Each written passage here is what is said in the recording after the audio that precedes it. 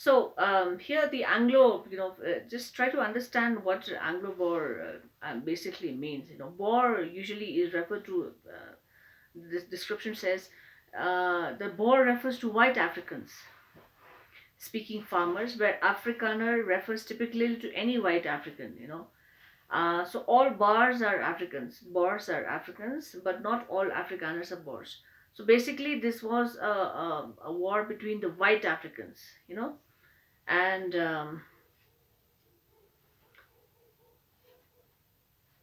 one of the reasons why this war started was because of the expansion of the British government. Colonialism, I should say, has deep roots, and I don't think it's ever going to. I don't think history is ever going to be complete without British influence or description or history. So here, why there were many wars, there were many Anglo-Boer wars, but what we are referring to is that the war began on October 11, 1899, following a Boer ultimatum that the British should stop building up their forces in the region. This is in Africa. The war was about Britain's control of South Africa and therefore its great power status. Africa, Britishers were very good in controlling all countries or continents which had a lot of value, economic value. Africa is rich in natural resources. You name it, and they have it. But still, it is one of the poorest continents till date. And although the war was fought between Britain and the Boer, between the Britishers and the native white Africans, it was not simply a white man's war. But this was not about white and native white Africans. It was mainly because the native South Africans did not want the Britishers to expand. And probably this is how slavery also started. So, in the first decade of the 20th century, a few years after the bitter Anglo Boer War, so the war started, and before my own birth, before Mandela's birth, the white skinned people of South Africa patched up their differences and erected a system of racial domination against the dark skinned people of their own land. So they said, let's just forget about this war and let us just start ruling together. So we are fellow white South Africans, and you are also white Britishers. So let's just meet together and let's try to rule over the fellow black South Africans. So everything is related to the skin color. And the structure they created formed the basis of one of the harshest, most inhumane societies that the world has ever known. And what came out of that bond, the motto of Britishers was divide and rule. So, what came out of that union was one of the worst examples of human rights violation, I should say, where you can see how humans were treated, worse than animals, I should say. And this is one of the darkest periods where the history is ever going to remember how fellow South Africans, black South Africans, were ever treated in their own country, mind you. Now, in the last decade of the 20th century, so just imagine how long this freedom struggle went on for, And now, my own eighth decade as a man, Mr. Dr. Nelson Mandela was in his 80s when he became the first president of free South Africa.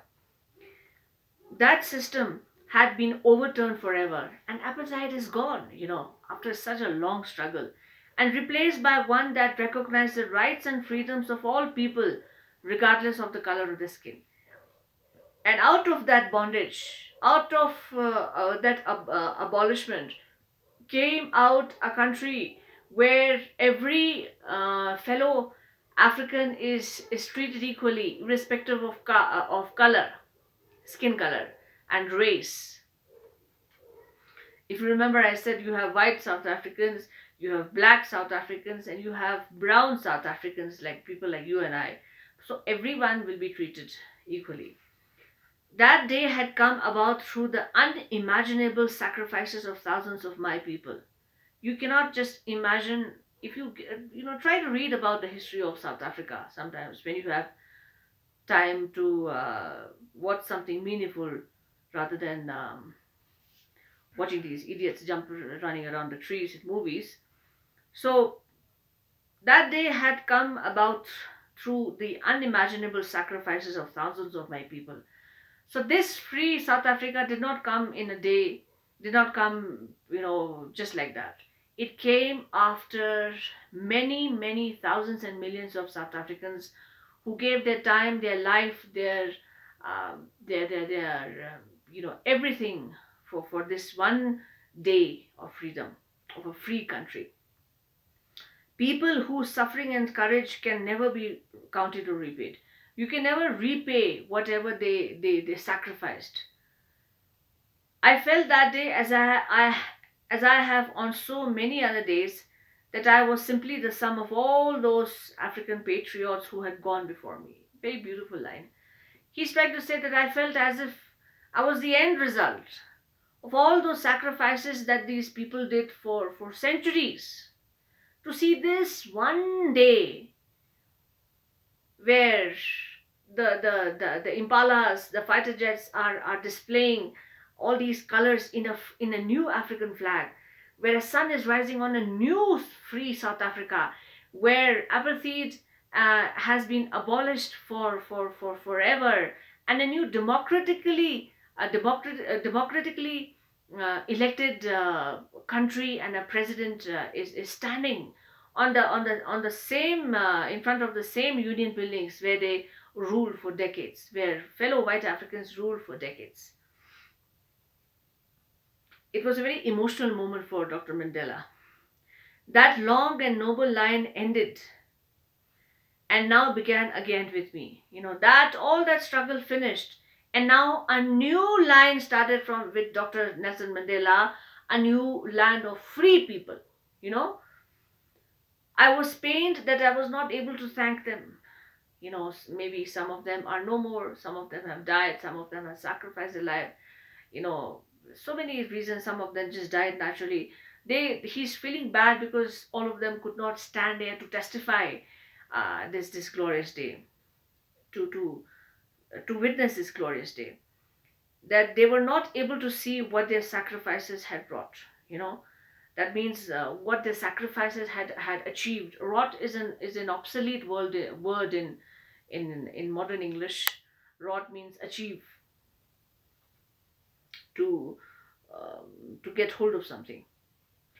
The policy of apartheid created a deep and lasting wound in my country and my people.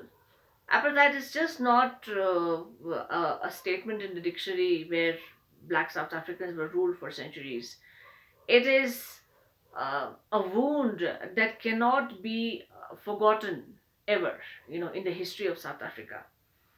And the kind of sufferings that it impacted on fellow South Africans, black South Africans.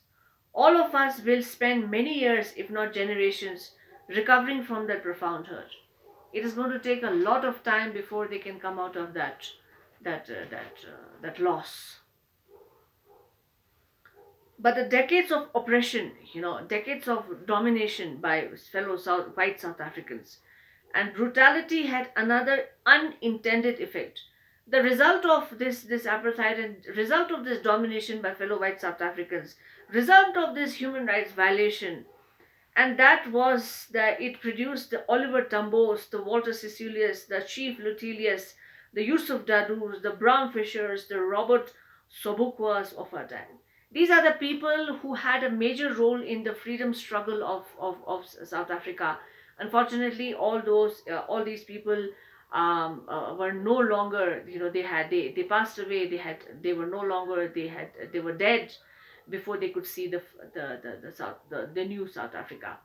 He's trying to say, Mr. Mandela is trying to say that of that oppression, it's not that people were quiet because they fear that they will be killed, but the more they were oppressed, they were more determined to fight till their last breath for the freedom struggle of South Africa. So these are the freedom struggle fighters of South Africa.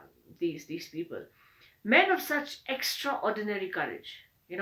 They had the zeal and they had the courage to fight non-stop. Wisdom, they had the mental capability and generosity that their like may never be known again. That not ever in the history of South Africa we'll find any other person who can be so dedicated, who can be so courageous, and who can be so patriotic towards their country, South Africa. So I'm just going to stop here and then we'll continue tomorrow. Uh, and we'll finish this chapter tomorrow and discuss the question answers.